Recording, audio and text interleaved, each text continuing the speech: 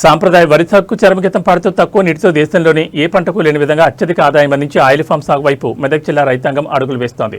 రామాయపేట మండల కేంద్రంలో రైతులు సేలం బాలరెడ్డి, సేలం వెంకట్ పొలాల్లో జిల్లా కలెక్టర్ చేతుల మీదుగా ఆయిల్ ఫామ్ మెగా ప్లాంటేషన్ కార్యక్రమం అత్యంత ఘనంగా ప్రారంభమైంది.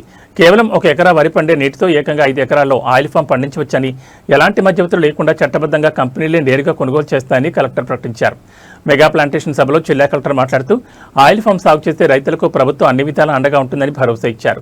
ఉద్యాన శాఖ ద్వారా మొక్కలపై రాయితీ ఇవ్వడంతో పాటు 4 సంవత్సరాల వరకు తోట నిర్వహణ, అంతర పంటల సాగు కొరకు రాయితీ సొమ్మును నేరుగా రైతుల ఖాతాలో జమ చేస్తామన్నారు. ఒక రైతుకు గరిష్టంగా 12.50 ఎకరాల వరకు డ్రిప్ పరికరాలపై రాయితీ లభిస్తుందని తెలిపారు. మొక్కలు నాటిన 4 ఏళ్ల తర్వాత ఎకరానికి 10 నుంచి 12 టన్నుల దిగుబడి వస్తుందని, ప్రస్తుతం టన్ను ధర 23,852 రూపాయలు ఉన్నందున ఖర్చులు పోను ఎకరానికి ఏటా 2 లక్షల రూపాయల నికర లాభం గ్యారంటీ అని స్పష్టం చేశారు. రైతుల రవాణా భారం తగ్గించేందుకు ప్రతి 15 కిలోమీటర్లకు ఒక కలెక్షన్ సెంటర్ ఏర్పాటు చేస్తున్నామని, గెలలు కొనుగోలు చేసిన 14 రోజుల్లోపు ఖాతాల్లో డబ్బులు పడతాయని వెల్లడించారు. మెదక్ జిల్లాలో మొక్కల సరఫరా కోసం MS leaf farm resource private limited company ఆధ్వర్యంలో నిజాంపేట్ మండలం చెల్మడి గ్రామంలో 40 ఎకరాల భారీ నర్సరీని ఏర్పాటు చేశామన్నారు. 9x9 మీటర్ల త్రికోణ ఆకార పద్ధతిలో ఎకరానికి 57 మొక్కలు నాటుకోవచ్చని, 5 ఏళ్ల తర్వాత నీడను తట్టుకుని కోకో లేదా వక్క పంటలను అంతర పంటలుగా వేసుకుని అదనపు ఆదాయం పొందొచ్చని వివరించారు. జిల్లాలో 2023-24 నుంచి ఇప్పటి వరకు 1,857 ఎకరాల్లో సాగవగా ప్రస్తుతం 2026-27 సంవత్సరానికి రికార్డు స్థాయిలో 2,500 ఎకరాల లక్ష్యాన్ని నిర్దేశించుకున్నట్లు కలెక్టర్ వెల్లడించారు.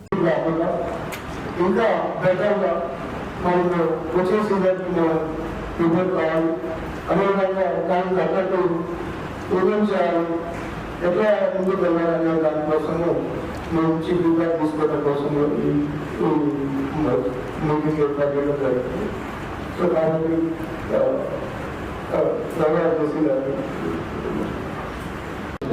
అదే రైస్ ప్లస్ ఆపరేషన్ మొదట్లో ఉంటాయి. ఆ తర్వాత మనకు గోదావరి స్పేసెస్ చాలా వస్తున్నాయి. ఇవన్నీ అర్థమైతే ట్రాన్స్పోర్టేషన్లో కొంతమంది వెహికల్స్ ఎక్కడెక్కడ అన్లోడింగ్ ప్రాబ్లమ్స్ ఉంటాయి. అసలు లోడింగ్ దగ్గర వర్షాలు రావడం కొన్ని ఇబ్బందులు ఏర్పడ్డాయి.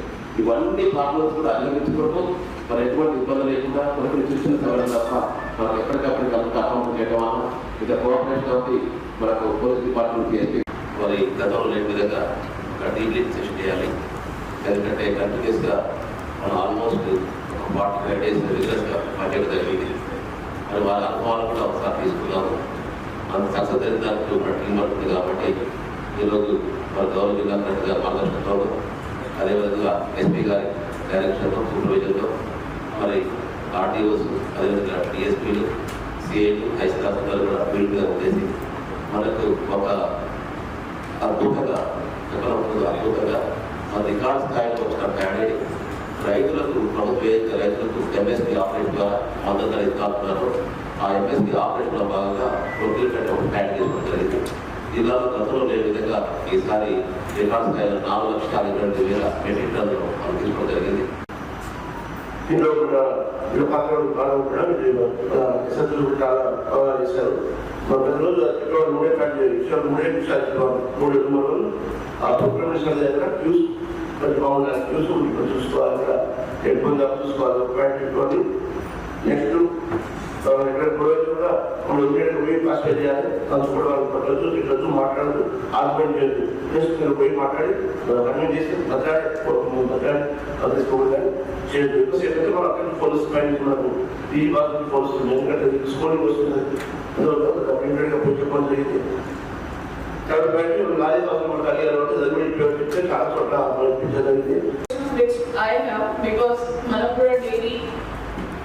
డిఎస్పీ స్టోర్, సిఐ స్టోర్, మా తహసీల్దార్స్ మాట్లాడినప్పుడు ఎక్కడైనా ఇష్యూ వచ్చినప్పుడు కొంతమంది రోడ్ మీద కూర్చుంటున్నారు, కొంతమంది సెంటర్ దగ్గర గొడవ చేస్తున్నారు. సో ఏదైనా పరిస్థితి ఉన్నా మా రెవెన్యూ తరఫు నుంచి తహసీల్దార్స్ అండ్ పోలీస్ తరఫు నుంచి ఎస్హెచ్ఓస్ వాళ్ళే చెప్పిన ముందే అక్కడే ప్రెసెంట్ ఉన్న వల్ల మనం ఇది అన్ని ఇష్యూస్ హ్యాండిల్ చేస్తాం.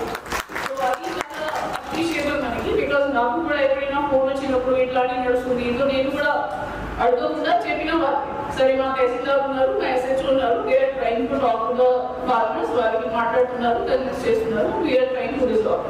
సో ఆ రకంగా ఫీల్డ్ లో జరిగిన కోఆర్డినేషన్ వల్ల మనం ఇది సక్సెస్ఫుల్ గా ఈరోజు కంప్లీట్ చేసాము. ఏదైనా మనకి ఇబ్బంది కాకుండా మధ్యలో రకరకంగా చాలా మంది పొలిటికల్ గా చేశారు, నాకు కూడా టార్గెట్ చేశారు, అన్ని జరిగినాయి. కలెక్టరేట్ లో ధర్నా చేశారు, ఏదో పెట్రోల్ పోసుకొని ఏదో జరిగినాయి.